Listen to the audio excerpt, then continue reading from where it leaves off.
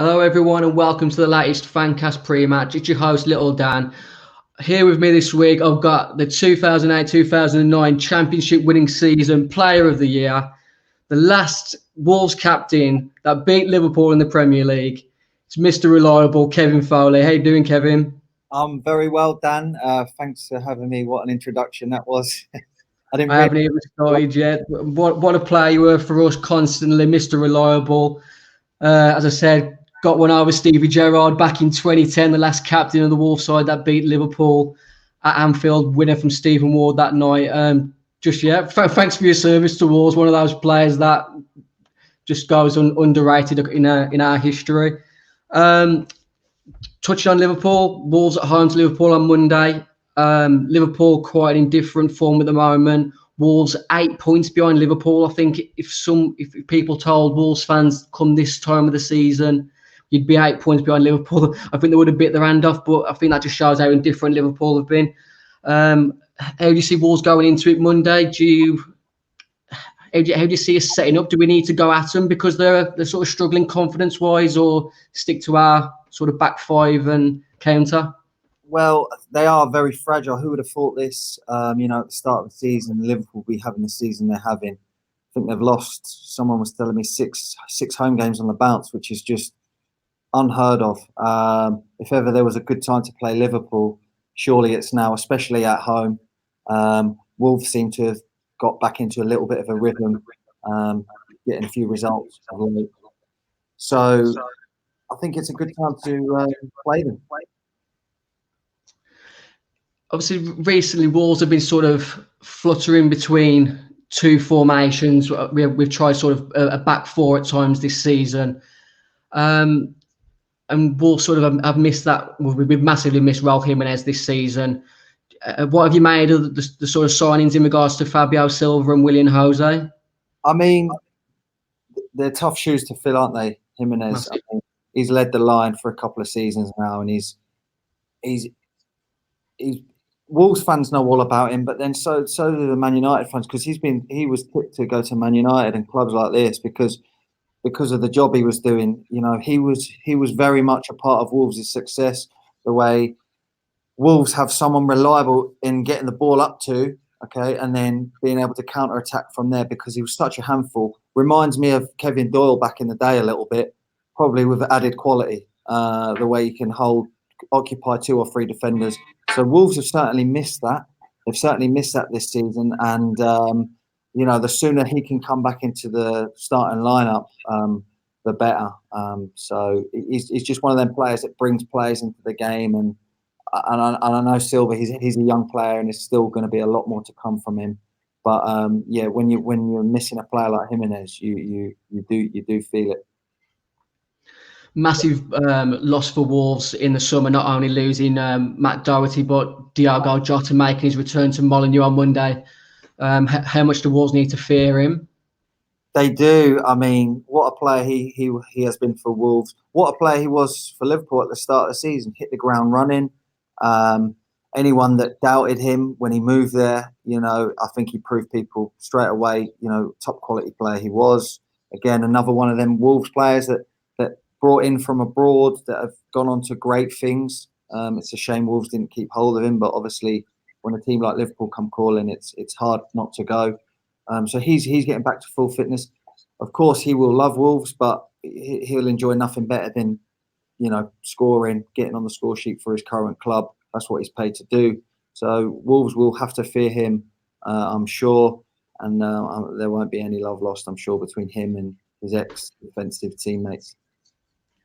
What's your sort of gut instinct on score prediction for Monday? Obviously, it's a massive uphill task against Liverpool, even with their form that they're in. But even sort of without the fans, it is going to be a hard task for Wolves on Monday. It will be. I mean, obviously, Liverpool are coming off the back of a good win in Europe there the other night, so their confidence will be up again. But listen, they're still missing a lot of key players.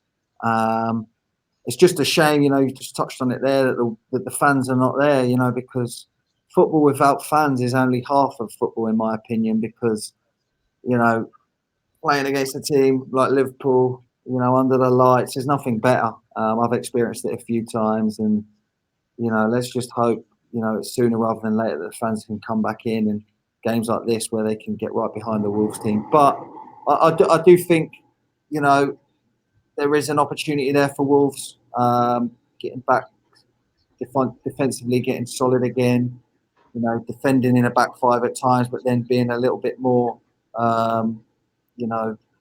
aggressive going forward would be great to see. So, I would love to say a win, but my head's telling me maybe a draw.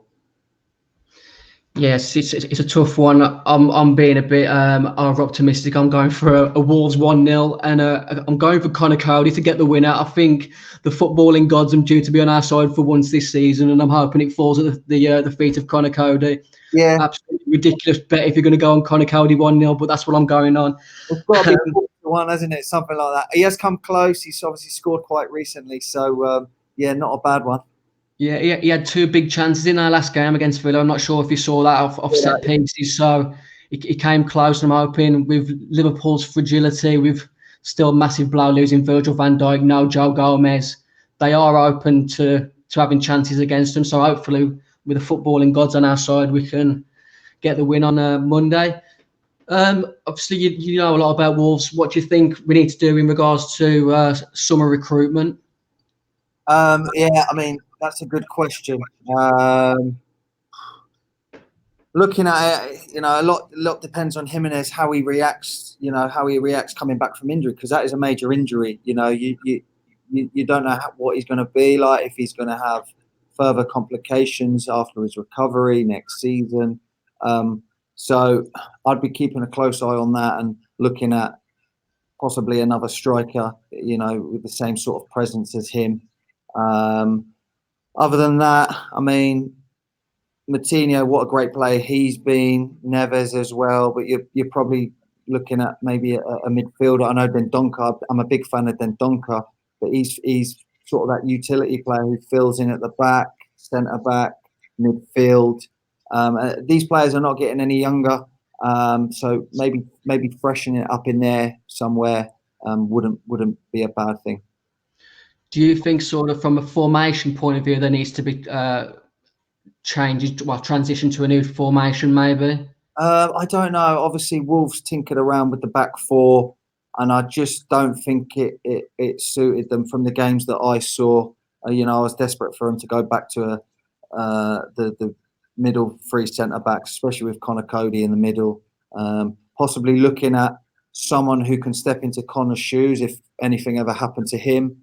Might not be a bad idea, but I do like the way they play. The way they set up. At times it can be, obviously you're soaking up a lot of pressure, and then you need to be really quick on the break, which, if we go back to last season, the season before, players like Jota, Jimenez, they could get out and attack. But when you haven't got them types of players there, it can be difficult. So obviously Nuno's working on it. It's not an easy thing to get the balance right. And you always want to be great defensively, but great, when you're attacking as well. And it's never an easy thing to master. Right, I just want to quickly touch on head coach that you've worked with more than one club, Ståle Solbakken and Wolves and Copenhagen. There's been sort of a split within the fan base recently in regards to the future of Nuno, whether he's still the man to take us forward in the long run. Hypothetically, with the resources that Nuno's had, was Ståle Solbakken the right man at the wrong time? How far could Ståle Solbakken have taken Wolves with these sort of resources? Well, bearing in mind how far he took Copenhagen in the Europa League last season. Yeah, I mean, obviously he was given a great opportunity in coming to Wolves, and you've used the quote there, and I've used it exactly before. It was the right club at the wrong time for Stoller. He was sort of thrown in at the deep end. I think Terry Connor was still here as an assist. He had taken over, then he was back to an assistant. We'd been relegated. We'd had a lot of players that we could have probably done with getting rid of. So that was hard to manage in itself. Then the expectations of dropping into the Championship, it was tough. A league that Stoller and his assistant didn't really know too much about. So it was unfortunate, but I did see things in Stoller that I really liked. Obviously, he didn't last long. It wasn't drastic, but being relegated from the Premier League, everyone expected us to do a lot better than we had been doing. So he lost his job. But then I was fortunate to work with him about 2 years later, and I went to Copenhagen. And I just saw a different side to him. He was quite comfortable. He'd been there for a few years. The way he worked, I was really a big fan of. Everyone was behind him in that Copenhagen team. They were dominating in Denmark. They were going really well in Europe. And I do just reiterate what you said. I think he was the right man for Wolves at the wrong time, because let's remember, Steve Morgan wanted to go a completely different path to what Mick McCarthy, roll your sleeves up, work hard, run your socks off, play your heart out. So he wanted this foreign style, and he brought that in, but didn't really give him the time to adapt it and use it. Right. So what's the sort of situation where you're at now? Now you're at Tampa Bay Rowdies over in America. How's things going over there? Yeah, really well. We're just into our first week of pre-season. We're because of COVID, we're about 2 months behind. So we would normally have started the season by now. But we'll be starting at the start of May. We've got probably 6 or 7 weeks of training. We've got quite a lot of friendly matches against MLS teams coming up, so that'll be exciting for the team. And it's just great. It's just great being part of a setup. We had a really successful year last year, my first year in proper coaching at first team level. So I really enjoyed that. Learned a hell of a lot, and just looking forward to trying to do the same again this year. Traveling, seeing different parts of the US, and trying to learn as much as I can. It's good to hear. I'm glad you're doing well over there. Obviously, with former Wolves teammate Neil Collins, I hope you can wish him and the rest of the team all the best from the Wolves fan base. And thank you for giving your time tonight. Definitely, Dan. Thank you, mate. Thanks for having me. No worries.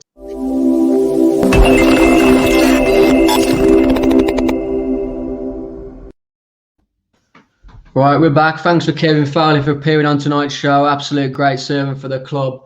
Got two Fancastrians with me tonight. Current Fancast leader in our WhatsApp Fantasy Premier League. We've got Kim Smith. And Hello. We've got Nuno in executive, Jordan Russell. Hiya, lads. Hiya, girls. How are we? Right, let's get straight to it. Neither of you were on the last podcast, so no one really knows your opinion. Liverpool at home on Monday. They've got in different form. Jordan, do you think we can get a result? I think we can. I think it's going to be difficult, though. And I think that, Liverpool, for me, they're still a very, very good team, and they've still got world-class players across there. Granted, they've got their injuries and stuff. We're recording this on Thursday. Last night against Leipzig, they were a lot better. Unfortunately, Diogo Jota coming back gives them a bit of dynamism up front, and they look like a different outfit for me. So, yes, we can get a result, but I do think it'll be still a tricky match on Monday night.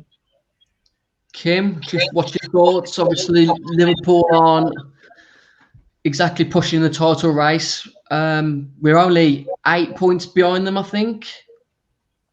What do you reckon on Monday? 8 points behind them, and they've only won one of their last 5 games. So, for me, we've got a chance. We're in better form than them. I mean, they've won 2. We've won 2 of our last 5.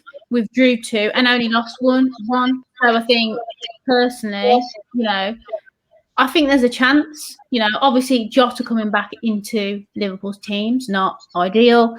But Salah's been out of form lately. Mane is been out of form. So yeah, for me, definitely, I think there's a chance. So yeah, for those people who like a bit of a flutter on the football, you can get Wolves to win at 7-2, draw the 13-5, and Liverpool to get the win at 3-4. Just sort of score predictions, first goal scorer and correct result, Jordan. I'm going to go with my head over my heart, unfortunately, with this. And I do think Liverpool will beat us on Monday night. I think they'll be too strong for us. And I'm predicting a 3-1 Liverpool win, unfortunately. So you can get that for 12-1 with our friends at Ball Sports. And when it comes to first goal scorer, I'm not going to go with the man that could come back and haunt us. I'm going to go with Mo Salah, top scorer in the league, 11-4 first goal scorer. So the 3-1 Liverpool, Mohamed Salah to score first is at 30-1 on Boyle Sports. Kim, where's your money at? So for me, I'm not going to go with the first goal scorer, but I am going to place my bets on a 1-1 score draw. So with Boyle Sports, you can get that at 6-1, which I think, whilst it's not huge, I think that's a likely result for me. So yeah, 1-1. Right, I'm relying on the footballing gods to help me win big on Monday. I'm going with Wolves 1-0, Connor Cody first goal scorer, and you can get that at 275-1. If that's not worth a pound of your money, I don't know what is. What about your bet builders? Have you got anything that way, Kim? Yes, so this is the bet builder of the weekend. Right, so draw, game to be, so it could be 1-0, 1-1, 2-2. Ruben Neves to score at any time, and Andy Robertson to be booked 100-1 with Boyle Sports. Get on it. Think of that, Jordan. Sounds quite good, doesn't it? It sounds like a cheeky, it sounds like a bit of value in that. You can quite easily see Andy Robertson getting booked, and to be honest with you, Ruben Neves is the only person scoring for us at the minute, so it seems quite favourable to me. Worth a pound, isn't it? I think we've all touched on it, that Jota is unfortunately likely to score on Monday. What odds do you think you can get on Jota to have a hat-trick on Monday, Jordan? So check this out for you, because I know that you'll be putting a fiver on it as well, because you're a big Diogo Jota fan still. 40-1 with Boyle Sports for him to come back and break our hearts. The absolute swine if he does that. I've got a cheeky another bet. Connor Cody anytime under 2.5 goals, and Matinho to be booked 200-1. Honestly, we're filling your bank accounts with bankers. Get yourself on Boyle Sports, have a flutter on them. Let's quickly touch on Fantasy Premier League, because we're all three of us are big into this game. Kim's currently leading out of all the Fancastrians WhatsApp group. Sort of cheeky. Who's your sort of safe captain choice for the weekend, and who do you think's a bit of a player that high risk, high reward? Kim? So I think there's only one obvious captain choice. Actually, it's quite difficult, I think, this weekend. Probably Bruno Fernandes, who's at home, I believe, to West Ham. He hasn't been in great form, but obviously scored in the derby, I believe, and he's on penalty. So that would be a safe captain choice. Other than that, I guess there's just the Man City assets, KDB, Gundogan. But yeah, you can't predict, can you, the lineup with City? So it's always a worry, isn't it, when you go for a City captain? I can see you in my rearview mirror, Jordan, in the fantasy league. Who are you picking captain wise this week? They ain't going to be Raheem Sterling after I captained him this weekend. Got me a big fat. I think he got 4 points, maybe. It wasn't very good. So my safe bet, I haven't got Bruno, and I haven't had him all year because I just can't stand the bloke, and it's my own fault. So I'm not going to change now. My safe bet, I think it's Mo Salah, unfortunately, against Wolves. I just see us conceding a few goals. I've said I think it'll be 3-1, and if they're scoring goals at the minute, you still predict it to be Mo Salah, unfortunately. My outside, I guess, captain choice for the weekend, and I am still contemplating doing it, just because I feel a bit dirty captaining a player against Wolves, would be Gareth Bale away at Arsenal. He's not starting tonight, resting for Sunday, and he's on form at the minute. So Gareth Bale could be a cheeky one to me. I think purely because a lot of ex-players come back to haunt us. I think if you want a nice, reasonably priced new addition to your squad, you bring in Diogo Jota this week. I think he's around 6.5 million on the Fantasy Premier League website currently. If you want a high risk, high reward, go back to my bet. Connor Cody, clean sheet, free bonus and a goal. That's big points for a captain. High risk, high reward. It's the business end of the Fantasy Premier League season. Let us know in the comments section below who you went for. And yeah, thanks for watching. If you like the Fancast flag behind me, or you want a simple Fancast face mask, get our sponsors, the Sports Shop in Kings Winford.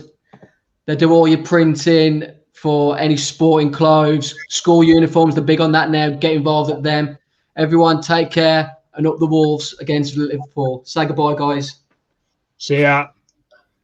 Bye. And I'll see ya when I see ya.